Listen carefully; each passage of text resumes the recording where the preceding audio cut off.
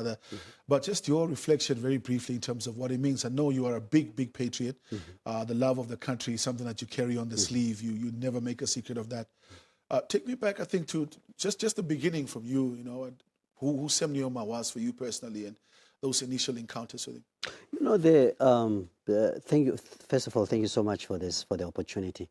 I had a conversation with somebody the other day, and I said, if I look at somebody of my age and my generation, when you think about the founding president, you actually feel not worthy to comment on his life because I feel totally unqualified to talk about Sam Nujoma. I mean, who am I to talk about this great man who hailed from a small village, who became this icon, this international icon, and a lot of people from my generation and the older generation, before independence, the name Sam Nujoma's name was always mentioned in whispered tones.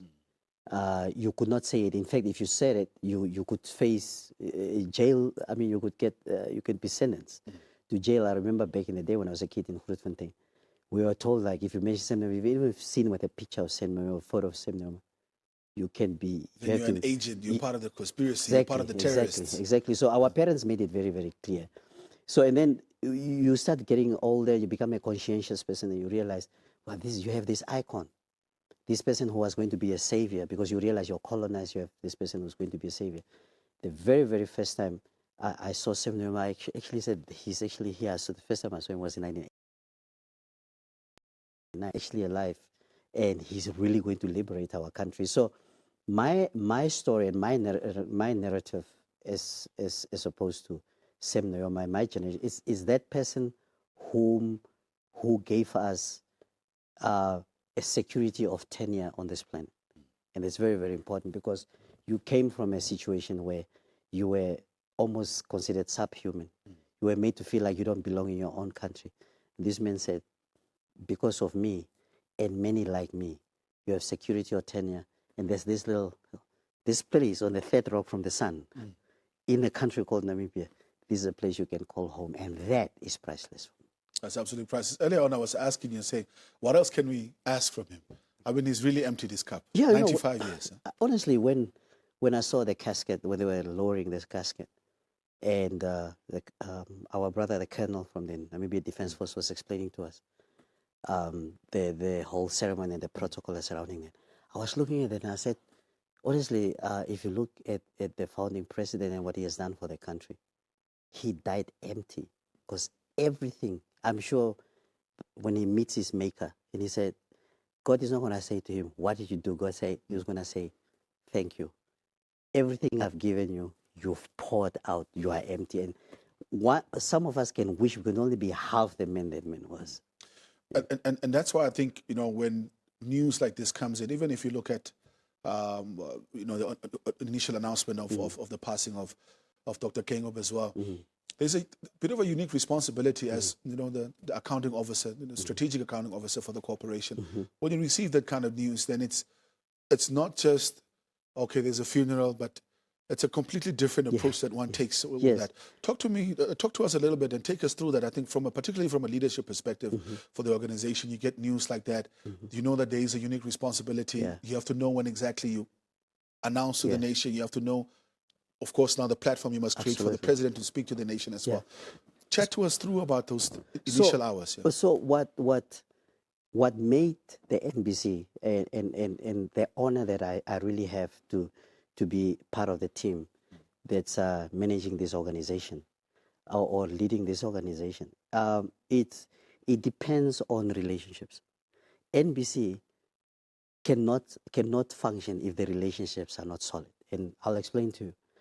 The Director General, Mr. Stanley Semil, throughout the whole process, we were in daily contact. Sometimes we'll call each other up to 5 times a day. We'll say, I had a meeting with this person, we heard this, I had a meeting with this person, we are preparing for this and so on.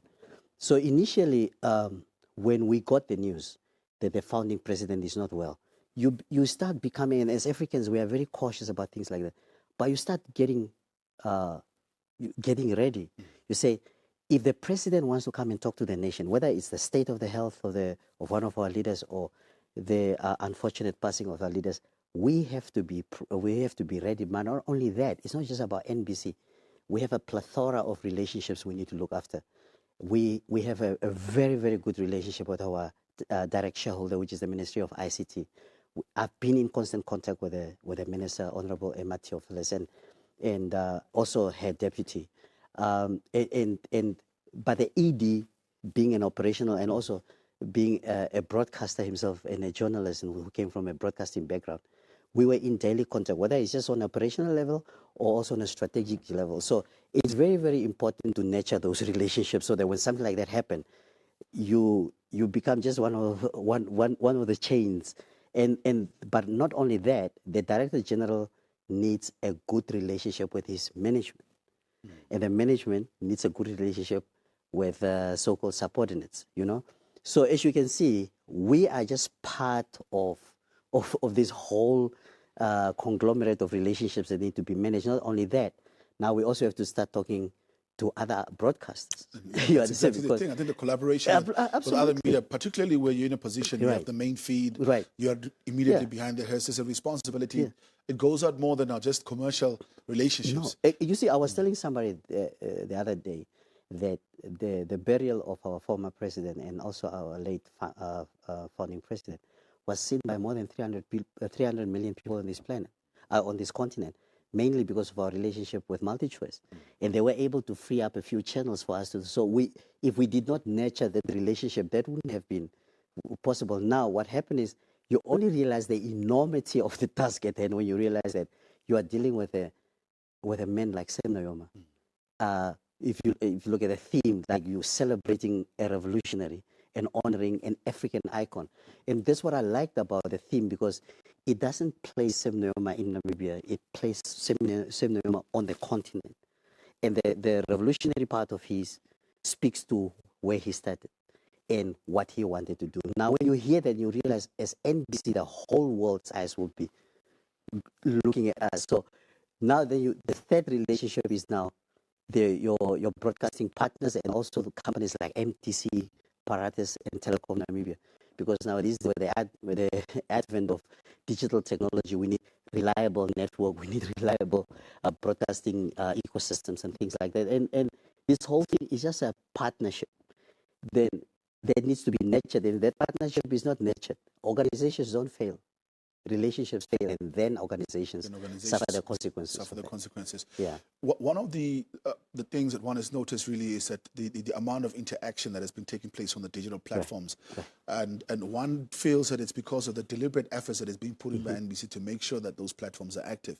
Like, for example, even the viewership on TikTok and so on. It went up. And innovating for that. Talk to us a little bit around that main focus, having dedicated teams that deal with the digital side of things. So the beautiful thing is when something like that happens, the Director General becomes then the key person. He says, okay, and this is very important for the Namibian Broadcasting Corporation to have a leader that in the Director General who also understands broadcasting. This is because broadcasting is technology. And if you have a leader that doesn't understand the broadcasting technology, you can forget about managing an organization like this successfully. So what happens is when we are told, okay, there's a state funeral now.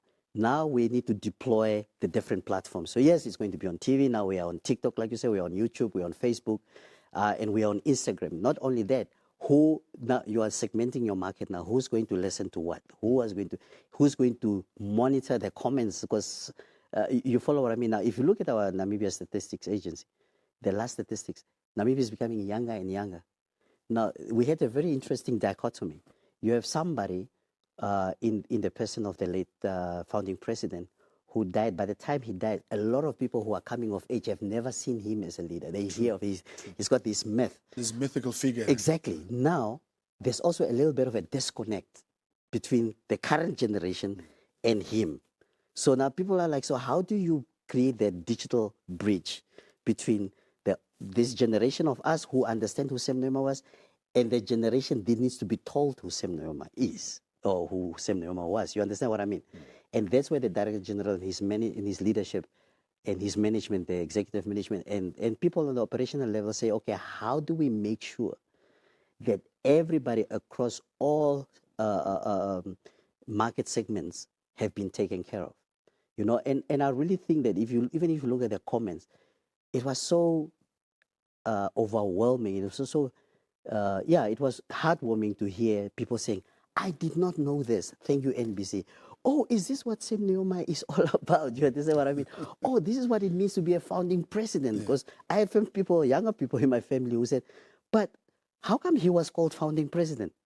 And then you start to realize, aha, this is what's happening. Now, coupled to that, now you have the Ministry of Defense. You have the colonel who came here, who explained to us on a daily basis about stuff we should know as citizens. That's why I was saying off camera, we need to really beef up civic education. And that's our role as NBC as well, to create that facilitating role between the Ministry of Defense, public sector, and private sector to make sure that the population is informed. You understand? So this big thing becomes a whole, like I said, a whole system to be managed, with different relationships. Different moving and parts at the end of the day, now that young kid, not only does he know why Sam Nujoma is called the founding father, he will know why people need to take off their hats when they are carrying the casket of the founding father on their shoulders. You understand? Now they know why he needs to be carried in an armored vehicle.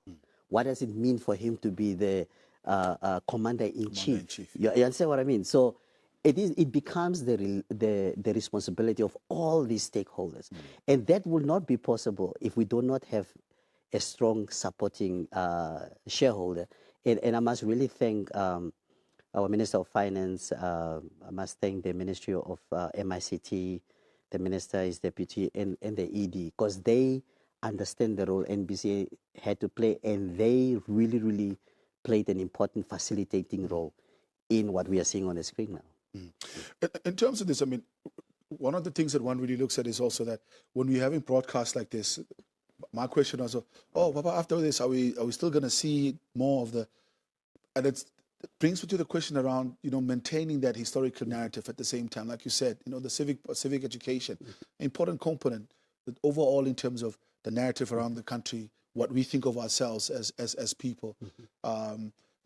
Reflect a little bit on how you would want to ensure going forward that we maintain some of these historical narratives and ensure that the new generations as they're coming up are also plugged into what we know and the kind of value that we see. Like you said, for you to talk about Nujoma in your time, knowing what he had done, is very difficult compared to somebody who's much younger, who's never really experienced, who's never seen him like that. So if you look at our mandate was to inform, educate, and entertain. But if you look at the information, and we are living now in this fourth industrial revolution, which is the information age. It's not just, we shouldn't just do this. It's actually imperative, and it's our mandate to make sure that Namibians are informed about who our leaders are. So NBC needs to create. We shouldn't wait for people to let me use millennial now, to provide the content. We should develop that content ourselves. For example, like we just did with the late former President Hage Geingob. On his first anniversary, we ran a whole day program. So we need to make sure that these people remain in the imaginations of our population. It's very, very important. Americans are still learning about George Washington and Abraham Lincoln and stuff like that. It's very, very important. These are our founding people. These are our founding fathers. They're fathers and mothers of our Constitution. And we need to make sure that we become the custodians, we as NBC, because we have the infrastructure, we have the ecosystem. We become the custodians of their memory. It's very, very important. And not only that, we need to make sure that we create the platforms where people remember what they have done. We shouldn't, you saw the last time when, on the 4th anniversary, on the 4th of February, when the programs that we were running, we even brought in people who were not interviewed before when the late president passed. And we brought in those people, and they started telling us stories that we didn't know. And then we need to record those stories because we need to have a digital archive to do that. Well, as you can see, some visuals there in the background.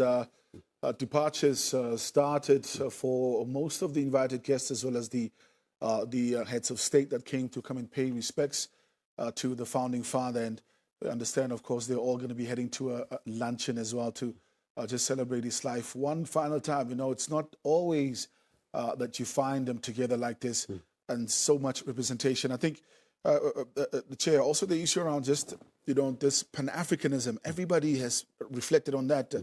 The Angolan president spoke about it yesterday. The Zimbabwean president spoke about it yesterday as well.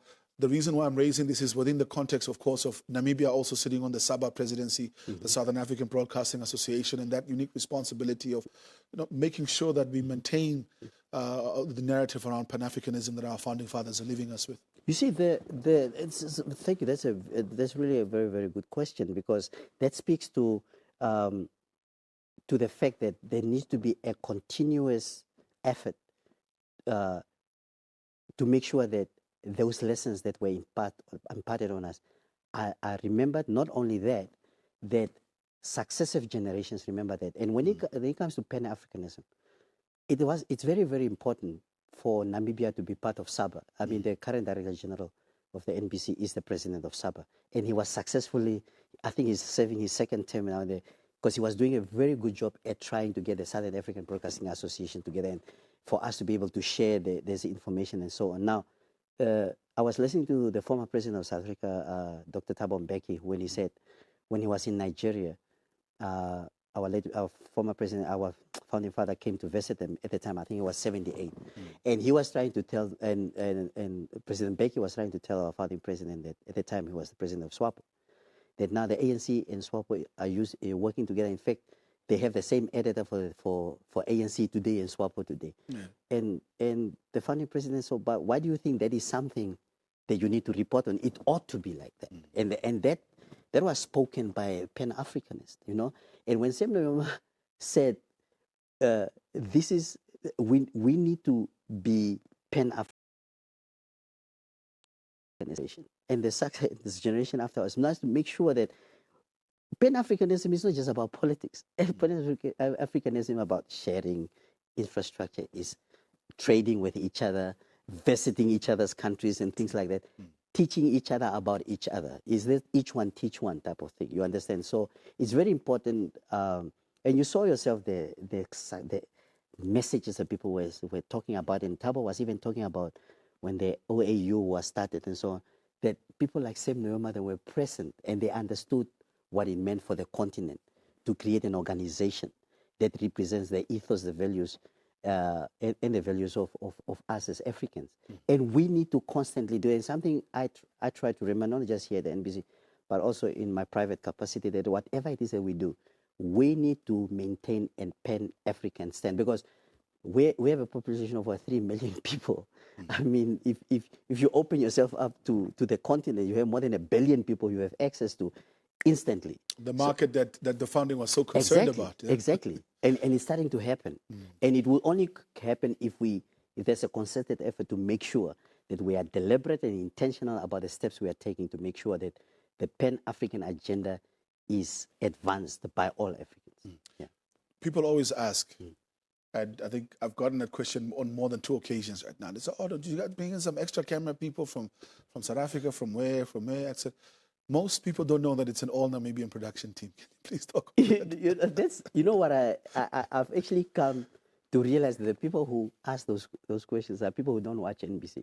Because if you watch NBC throughout, you realize that, wait a minute, NBC is not the same NBC that we used to know and so on. But everybody, I can assure the nation, everybody that's involved here, is NBC. NBC are people who are working for the NBC and the NBC employees. We didn't have to come and get people from outside. And it also speaks to what our founding president used. The founding president, one thing I really appreciated about him, is how he believed in Namibians.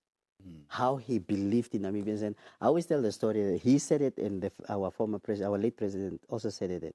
When they wanted to put up the United Nations Institute for Namibia, somebody at the UN said, okay, why don't we get a Nigerian gentleman or a Ghanaian gentleman to head it, to be understudied by a Namibian? And Sam Nujoma said, no, we're going to get a Namibian. How can you have an institution for Namibian headed by a foreigner who's not a Namibian? And that's how the late Dr. Hage Geingob became the director of UNEN. And that is what we need to believe. When people are working at NBC, we need to believe that when Ricardo is here, he's the best news anchor we have. He's the best news presenter we have. He's the best presenter we have for current affairs and things like that. And if he's not, we're going to have, all we need to do is to show that we believe that you can do it. And that's so, to answer your question now, I'm really, really proud, and I can't thank our colleagues enough, the colleagues on the ground. And I can look at you, I can look at some of the people, that ladies doing the makeup. People are tired because it's been a rough 21 days. It's been a rough 21 It days. has been a rough 21 days, and it's through commitment and dedication. And I really want to thank the colleagues on an operational level for all the efforts you made to just give our founding president a befitting sending off. And you did not let us down, because the world was looking at this funeral, at this whole ceremony throughout the past 21 days through the eyes of NBC, and you did not let us down. And I really want to, on behalf of my colleagues on the board, we sing from the same hymn book.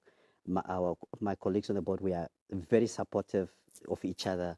We are supportive of the leadership, and yeah, we need to make sure that we are not distracted, and we are not listening to outside distracted, because we are Namibian men, and we are going to carry this thing. We're going to carry this thing. Yeah. In conclusion, I think just your final words to the Namibian nation. I know obviously the president has spoken already. We received the main message, but I just want to squeeze in those parting shots before I let you go. No, thank you. It's like you said, the president has spoken already, but the one thing that I would just want to say, and I really want to speak to the younger generation, please make an effort to understand who your leaders are. Don't just dismiss this thing. It's just a political thing.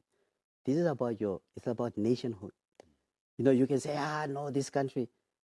Look, Namibia did not get here through smiles, through social media. If I trace our pre-colonial history, if you know, whether it's the genocide of the Herero people, the Nama people, and the subsequent people, and you saw what the people were saying, that I think the President Anongolo Mbuba, when he eulogized the president, he mentioned him in the vein of the Mandumes, the Mahareros, the Jacob Marengas, and things like that. Make an effort to understand where you come from, because you can only stand tall if you know where you come from. Sam Nujoma was so proud of who he was, of this country, because he knew he was standing on the shoulders of giants like Hosea Kutako and things like that. What this generation is going through, you don't have to lose your life to get what you want. People have lost their lives to get this rock called Namibia. So just make an effort. I want to talk to the younger generation. Make an effort to understand your history. If you understand your history and you know where you come from, you will become a much better person. I couldn't have said it better myself, Chair. Thank you so much for making time out to be us this afternoon. Thank you so much, Ricardo, and thank you so much to the colleagues. We have a chairperson of the Namibian Broadcasting Corporation, of course, also a former broadcaster in his own right as well. Hence the conversation dragging to this point as well, and just really just reflecting a little bit on that as well. On our coverage, when we come back after the break, I just want to bring back Colonel Shilumbu so that we can officially say goodbye to you.